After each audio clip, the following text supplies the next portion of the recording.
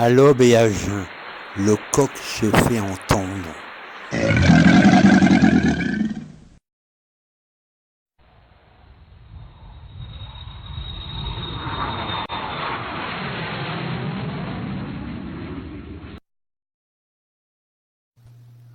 Chaque clocher d'église est unique par son plan, son architecture et ses matériaux, mais une chose ne change pas, le coq métallique posé à son sommet. Alors, souvent accompagné d'une girouette, il pivote selon la direction du vent. Les explications données à cet animal au perché sont aussi variées que les couleurs de son plumage. Je vais donc faire le tri entre les bonnes et les mauvaises explications. Alors faites l'expérience vous-même, visitez plusieurs églises, grandes ou petites, à la pointe du clocher ou de la flèche, un coq fait le beau.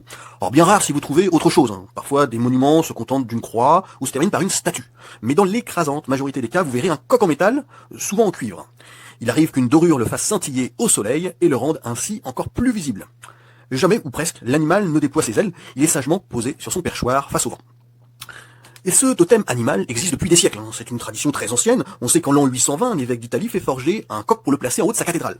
Et à la fin du Moyen-Âge, on devine que les coqs sont nombreux d'après les récits de catastrophes naturelles. Des témoins racontent la foudre s'abattre sur le clocher et consumer le coq qui l'orne. Alors pour comprendre la signification du coq, on nous sert souvent l'histoire de Saint Pierre. Alors vous connaissez peut-être l'épisode qui est relaté dans l'évangile de Saint Luc. Trahi par Judas, le Christ est arrêté sous les yeux des apôtres. Deux hommes et une femme remarquent à voix haute que Pierre faisait partie du groupe autour de Jésus. À chacun, Pierre répond lâchement qu'il ne connaît pas cet individu. Et à la fin, un coq se met à chanter. La prophétie de Jésus s'est réalisée qui disait « Avant que le coq ne chante aujourd'hui, tu m'auras renié 3 fois ».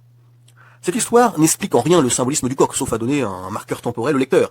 Écrire que Pierre a réfuté connaître le Christ avant le premier chant du coq, c'est une façon de dire que tout s'est passé avant l'aube. Pour bien comprendre le symbolisme du coq, il faut rappeler sa caractéristique frappante. Réglé comme une horloge, il chante au lever du soleil. En général, parce que le coq près de chez moi a du mal à respecter ce principe, il préfère m'importuner au milieu de la nuit.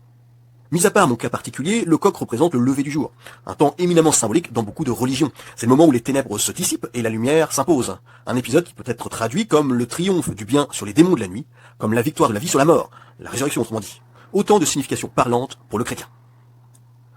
Le coq symbolise aussi la vigilance. Il guette l'apparition du soleil au-dessus de l'horizon, qu'il salue par son chant.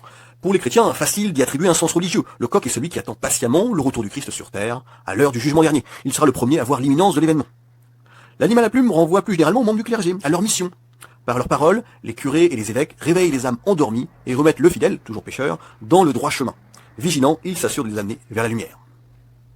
Enfin, on explique que le coq se dresse au sommet des églises parce qu'il est l'étendard de la France.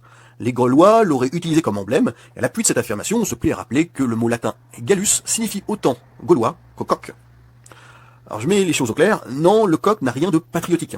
Si ce gallinacé était propre à la France, pourquoi envoyez-vous au-dessus des églises anglaises, espagnoles, allemandes, italiennes, etc. Dans l'art chrétien, le coq est un symbole international. Alors ce qui n'empêche pas, dans d'autres contextes, il puisse avoir une signification proprement nationale. Alors que les rois d'Angleterre montraient un lion sur leurs armoiries, les rois de France leur opposèrent un coq sur les leurs. Le volatile a fini par être l'allégorie du pays, c'est pourquoi il trône sur certains monuments aux morts.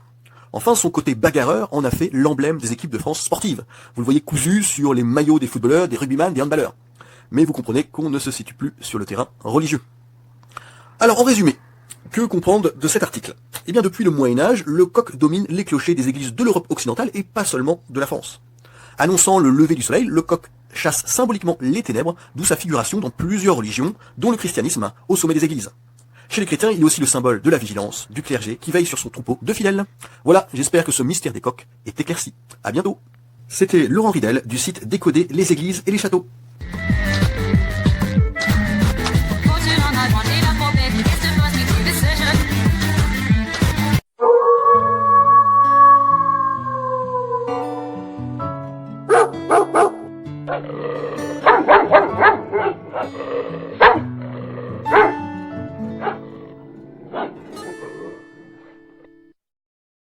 À bientôt. C'était Laurent Ridel du site Décoder les églises et les châteaux.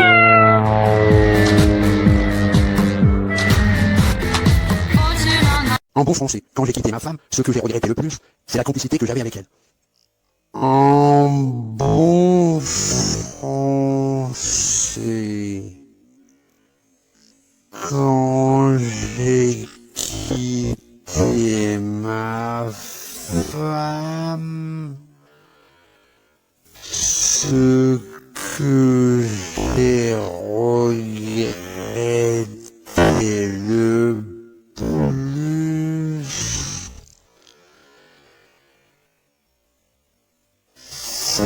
la complicité.